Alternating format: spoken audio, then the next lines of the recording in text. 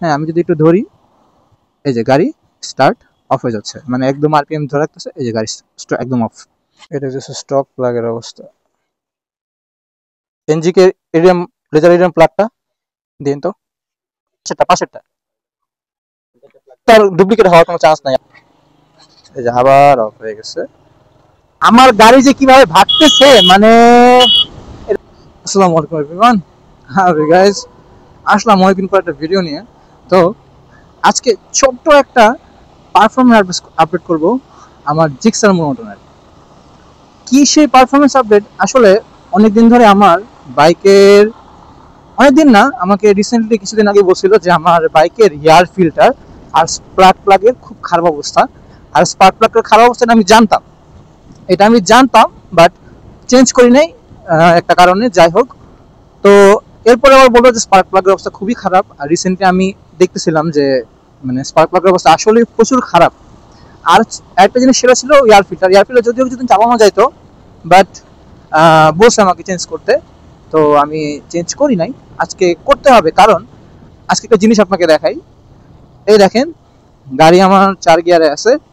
আমি যদি এটাকে নামাই দেই, আরপিএম যদি কমে যায়, দেখেন আরপিএম কমতেছে কমতেছে কমতেছে কমতেছে কমতেছে।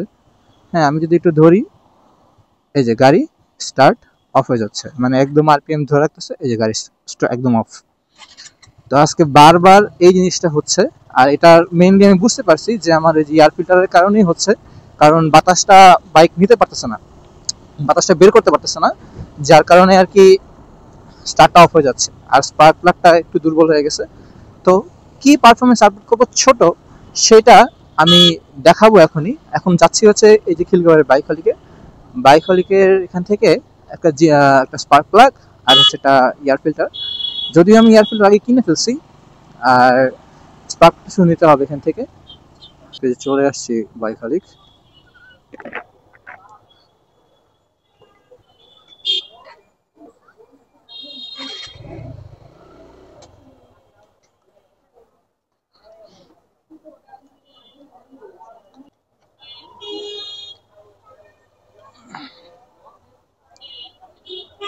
ও, সব অফ। তো ঘটনা যেটা হয়েছে, এই আউটলেটটা অফ। অফ বলতে মাত্রই নাকি লাঞ্চে গেছে, যদিও এখন বাজে 4টা। তো আমার যেহেতু সময় কম, সেক্ষেত্রে আমি ওই আউটলেটে গিয়ে জাস্ট প্লাগটাই তো লাগবে, প্লাগটা নিয়ে এখান থেকে লাগাই ফেলবো।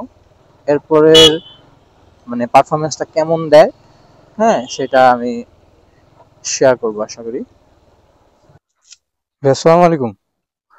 এনজিকে যে ইরিডিয়াম প্লাগটা আছে না, এনজিকে ইরিডিয়াম লেজার ইরিডিয়াম প্লাগটা দিন তো।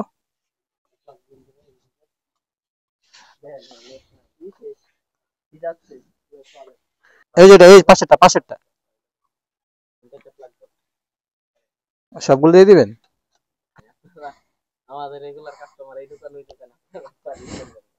এটা তো তার ডুপ্লিকেট হওয়ার কোনো চান্স নাই আপনাদের এখানে, আমি জানি।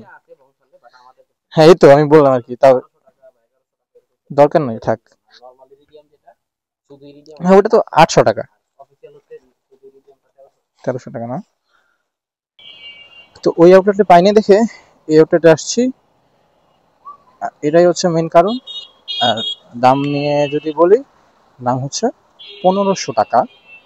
এইটা 1600 টাকায় বিক্রি করে আর কি। রেগুলার কাস্টমার দেখে 100 টাকা কম রাখছে কালকে আমাকে আঙ্কেল বলছে, যদিও ওইটা খোলা ছিল না দেখে আমি পরে এখানে আসলাম। এখন এটা ইনস্টল করতে হবে। এই যে আবার অফ হয়ে গেছে। এটা হচ্ছে স্টক প্লাগের অবস্থা।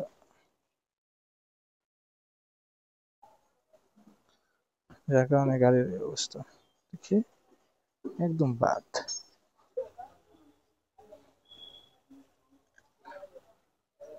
তো প্লাগ আর এয়ারফিল্টার চেঞ্জ করার পরে আমি ইনিশিয়াল একটা পাওয়ার ফেস করতেছি, মানে সেই দেখি তো টান দিয়ে এসে দেখি, ও ভাগতেছে গাড়ি, সে আর ভাগতেছে, মানে গাড়ির স্মুথনেস বাইক হয়ে যাচ্ছে একটা। মানে স্পার্ক প্লাগে যে ইরিডিয়াম যে স্পার্ক প্লাগটা আমি সবার কাছে শুনছি যেটা ভালো, বাট নিজে কখনো এটাকে আমি মানে এই করি না, ইউজ করি না। আমি আজকে করলাম, আমার গাড়ি যে কিভাবে ভাগতেছে, মানে এটা যে আমি চালাচ্ছি দেখে আমি বুঝতে পারতেছি, হয়তো অনেকে বুঝতে পারতেছেন না, বাট আমি চালাচ্ছি, আমি ফিল করতেছি যে মানে গাড়ি আমার ভাগতেছে সেই লেভেলের। বৃষ্টি দেখে আমি রিক্সটা নিলাম না, বাট গাড়ি একদম স্মুথ হয়ে গেছে পুরা। Wow, just nice. I will highly recommend this, যে আপনার জিক্সার বা যে গাড়িতে এটা, মেবি এটা হচ্ছে একদম ইউনিভার্সাল, এটা সব গাড়িতে লাগাতে পারবেন। আমি এটা হাইলি রিকমেন্ড করব যে আপনি আপনার বাইকেও লাগাতে পারেন চাইলে। তো আজকের ভিডিওটা এ পর্যন্তই, অনেক বেশি বৃষ্টি শুরু হয়ে গেছে। তো আশা করি দেখা হবে অন্য কোনো একটা ভিডিওতে, অন্য কোনো একদিন। ততদিন সবাইকে ভালো থাকবেন, সুস্থ থাকবেন, সবাইকে আসসালামু আলাইকুম।